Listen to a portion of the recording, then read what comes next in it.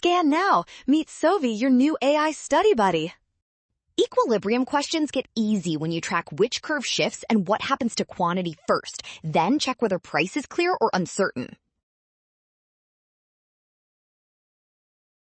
To get a higher equilibrium quantity, at least one shift must push quantity up. And for price to be indeterminate, demand and supply need to move in opposite directions.